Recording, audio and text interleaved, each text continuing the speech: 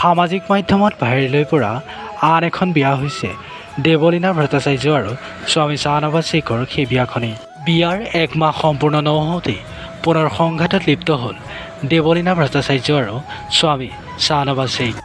তেওঁলোকৰ সংঘাতৰ কাৰণ বিশালৰ লগত এই ৰোমান্টিক ভিডিঅ'টো নেকি জানিবলৈ অনুগ্ৰহ কৰি ভিডিঅ'টো শেষলৈকে চাই থাকিব। জিম প্ৰশিক্ষক শ্বাহনৱাজৰ সৈতে বিবাহ পাশত আবদ্ধ হোৱাৰে পৰা সমালোচনাৰ সন্মুখীন হৈ আহিছে দেৱলীনা ভট্টাচাৰ্য। শেহতীয়াকৈ পুনৰ এটা বিশেষ ভিডিঅ'ৰ বাবে সমালোচনাৰ সন্মুখীন হৈছে দেৱলীনা ভট্টাচাৰ্য। আৰু যিটো ভিডিঅ'ত দেখা গৈছে দেৱলীনা ভট্টাচাৰ্য আৰু তেওঁৰ স্বামী শ্বাহনৱাজ শ্বেইখৰ মনোমালিন্য।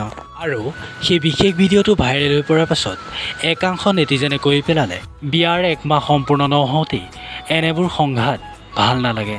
প্ৰিয় বন্ধু বান্ধৱীসকল, সামাজিক মাধ্যমত ভাইৰেল হৈ পৰা সেই ভিডিঅ'টো এখন ধাৰাবাহিকৰ চুটি এটা অংশহে আছিল মাথো।